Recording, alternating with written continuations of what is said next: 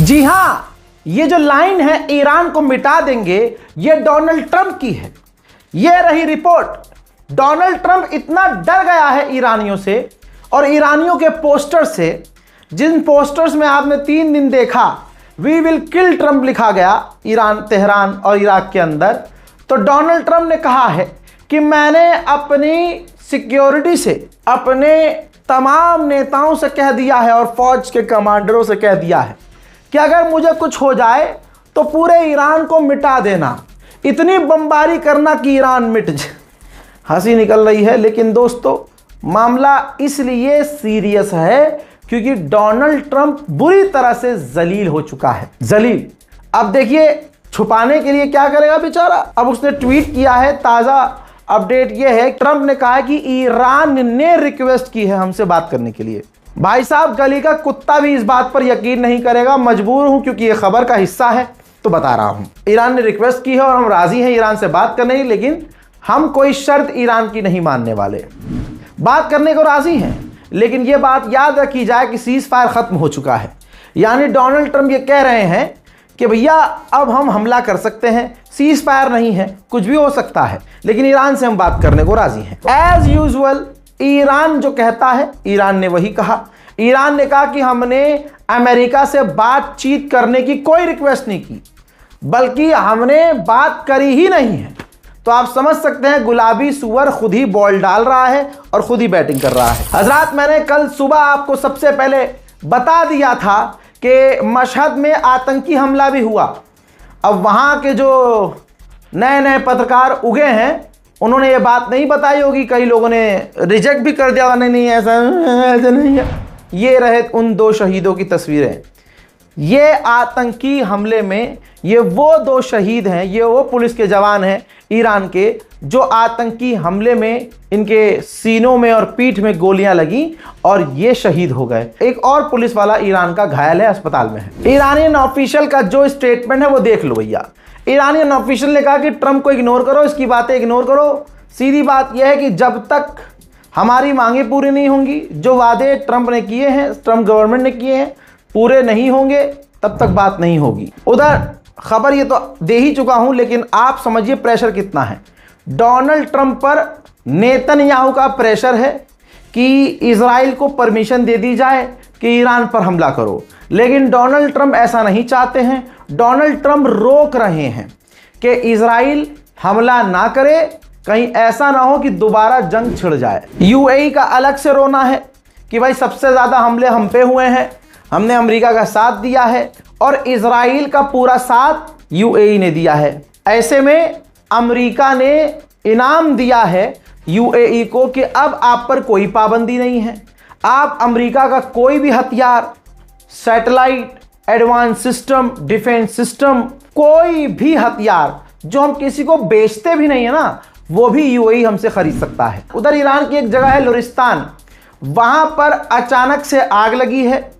वो आग भयंकर है, आग की वजह ईरान ने नहीं बताई है। दोस्तों, रशिया ने ऐलान किया था, उधर ऐलान किया और इधर 6 रूस के वैज्ञानिक वापस ईरान के न्यूक्लियर पावर प्लांट पर काम करने पहुंच चुके हैं। क्यों मैं कह रहा हूं कि ईरान के लिए बड़ा खतरा है, और जो कह रहा हूं वो चीजें आपके सामने आ रही हैं। 2 चीजें हैं, या तो ईरान पर बड़े हमले होने की आशंका है, या ब्लॉकेज अमेरिका दोबारा लगा देगा। सैटेलाइट इमेज दिखा रहा हूं, ध्यान से देखिए। ईरान के बेहद करीब अमेरिका के 2 से 3 एयरक्राफ्ट कैरियर पहुंच चुके हैं। इसका मतलब यह है कि या तो स्ट्रेट ऑफ हॉर्मुज में पीछे से फिर से ब्लॉकेज करने की तैयारी में अमेरिका है, या फिर धोखे से ईरान पर हमला करने की तैयारी है। लेकिन दोस्तों, जो तस्वीर दूसरी आ रही है वो कंफ्यूज कर रही है।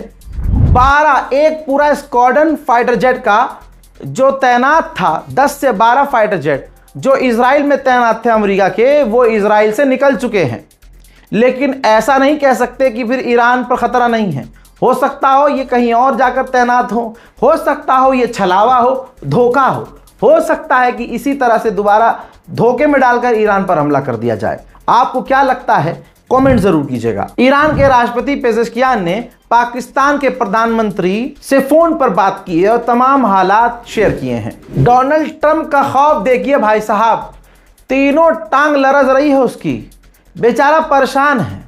जब से ईरान के अंदर ईरानियों का गुस्सा देखा, किल ट्रम्प, या फिर लिखा हुआ पोस्टर आपने देख लिया होगा, वी विल किल ट्रम्प, और ईरान की IRGC ने जो कसम खाई कि हम खून का बदला जरूर लेंगे, भाई ट्रम्प को दस्त लगे हुए हैं भाई। अब आपको पता है कि कतर ने जो जहाज, अपना दुनिया का सबसे महंगा लग्जरी जहाज ट्रम्प को दिया था, और ट्रम्प उसको इस्तेमाल करना शुरू कर चुके थे, और वो ब्रिटेन भी गए थे बीच में, नेटो के बाद, तुर्की के बाद वो ब्रिटेन भी गए थे।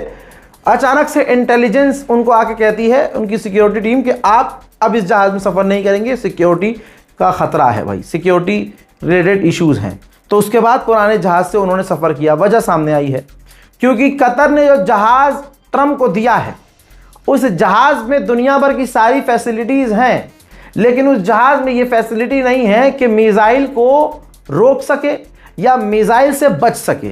और ऐसे में ट्रम्प की वैसे ही चड्डी फटी हुई है, मुंह के अंदर जबान आई हुई है, एकदम बाहर लटकी हुई है, डर के मारे कि कहीं ईरान हमें निपटा ही न दे।